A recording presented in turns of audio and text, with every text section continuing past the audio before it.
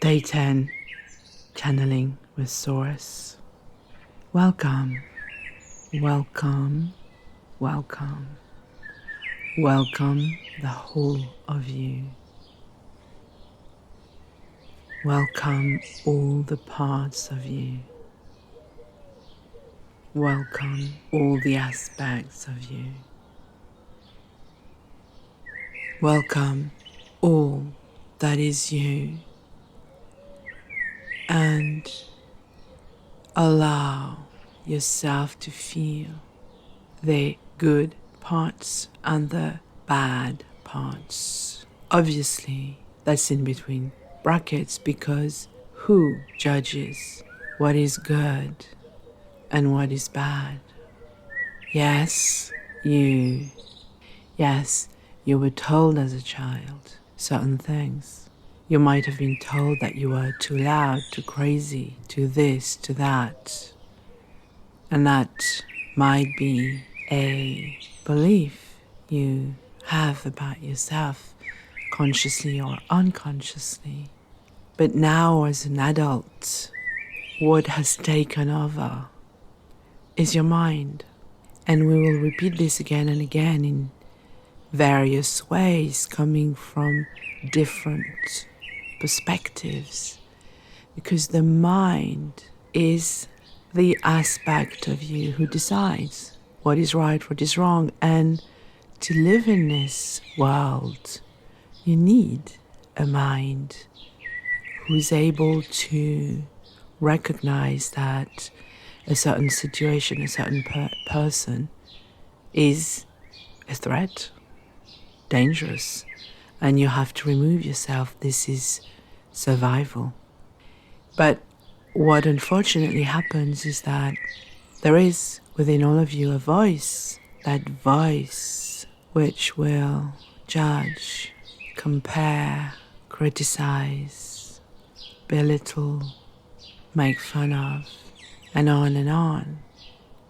And it's in every body, every human being, whether they're young and old, whether they're successful or not, whether they're abundant financially or not, whether they are known by millions or not. An authentic, in between brackets, successful person out there, known, will tell you that that voice is still in them. Maybe it's not as loud as it used to be because they, one day, made the decision that they were not going to listen to it anymore in the same way, that it wasn't going to drive them. They decided to take their place back in their seats. All these parts of you are who you are, and none of them are bad. They're just there, as we have already mentioned, because they needed to exist when they were created. Now as an adult, as an older person, you can pause and sit down, drop into your heart and start feeling the whole of who you are. And a lot of people avoid this, using that avoidance approach. And they're genuine when they say, oh, I'm okay. They're okay. And maybe they're not, their life is not, but nobody will ever force somebody else to have a look within. It has to be a personal decision. And the truth is that there is nothing you need to change, fix, heal, upgrade, because you can absolutely drop every construct of the mind every second of the day in the ideal world. The truth is, you are exactly as you're meant to be, and what you're looking for outside is already within you. That's very cliche nowadays to say that. Still stands, it's the absolute truth. The world has programmed you from a very young age into good, bad, right, wrong, and obviously for your own survival you needed some level of it. But unfortunately, as you get older, you lose the magic, the joy, the intensity, the fun, the play. And guess what? Magic lies in that realm of fun, of play, lightness of being, joy. That's the source of creativity. That's the source of abundance. That's the source of inner peace. That's the source of fulfillment, joy, and the truth that it is all within is quite a stumbling block for many people because they have to change their focus from the outside world to the inside world, the inner world. Many people at a certain age, after having achieved the professional success, the social success, the financial success, the fame even, they can reach a point where they still feel the emptiness of being. And that is one of the calamities of your world for the financially wealthy, the famous. If they haven't developed that inner wealth, they're in total disharmony with themselves. There's an immense gap that no amount of money, no amount of pills, no amount of drug, food, no amount of anything like that could ever fill. Knowing that in terms of material needs, they're all covered. In terms of health need, they're all covered. And still feel that emptiness within is what seeds depression in many. And we are not judging, condemning, criticizing. It is just a fact that if you are using the outside world and all its gifts to fill the void inside, you are deluding yourself and bypassing the natural right, birthright that you already have within, what you're desperately looking for. Some of you will ask the question, yes, but where do I start with this? What do I do with this? That reminds us of Nadege when she decided to be a blank page and allow her inner wisdom to be the messenger for the book that she dreamt of being able to write. As the words started flowing, she couldn't believe it. She resisted when the voice said, "Hey, my dear one, there is nothing to change, nothing to fix." She felt a terrible agitation within herself because she could feel how untrue it felt by just looking at the world. Of course, there's so much to change. She vociferated. She was very angry. Look at the state of the world. And we said, when you live from the inside out, it's all good. It's all as it's meant to be. You're only one shift away from a miracle. And that's a shift in perception. That is all the change, the shift that needs to happen. It took her months to feel comfortable with this, to start owning it, to start unwrapping it, and to make it her own. And then the first truth came to her, which is the first truth we want to share with you. Keep it simple. And again, she went into one of her anger modes, for she had a lot of anger then, when her ego outrageously, magnificently rebelled. What do you mean everything is simple? Nothing is simple. And on and on and on, until she was tired physically, until she gave up trying to resist it.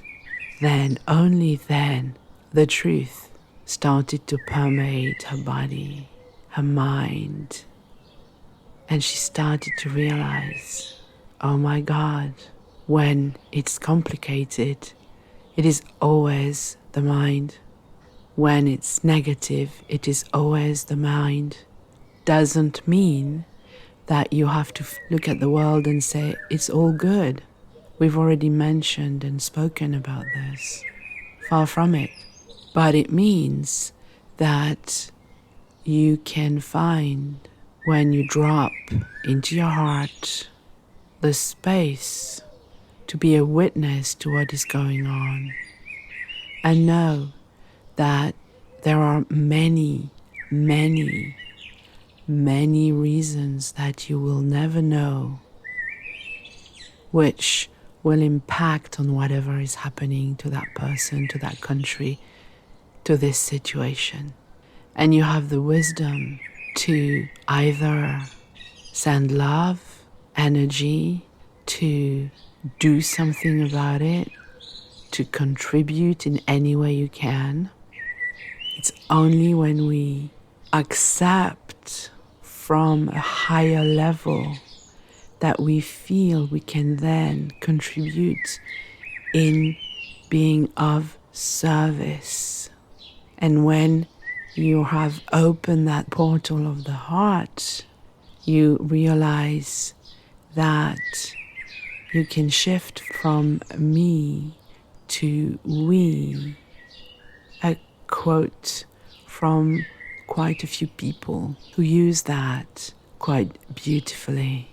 And what does that mean? It means that you realized that as you live your life from the inside out, as you start and witness how your brain, your nervous system works, as we've explained this whole 9 days, and you decide that you want to be of service to others, and that everything you're going to put your focus, your passion on is going to be for the highest good of you, your highest good, and the highest good of all.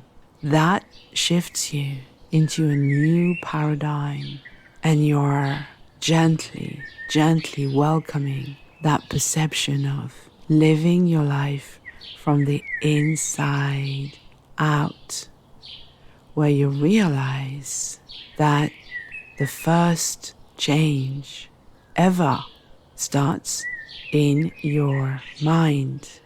We do not disapprove of the mind or condemn or judge the mind. The mind is there for a reason, but it should be used as it was meant to be, a servant. It wasn't meant to be the master. The master is you. The mind is the servant. When you go into the heart, you open up to the portal of being of service to others, always for the highest good of all. And that includes you. And it's a win-win. The mind still is for the highest good of you and your loved ones. And that's the survival brain. And this brain is in your body. And we absolutely respect this brain. But this brain has to be tamed. It is like a wild animal, and there are ways to tame it.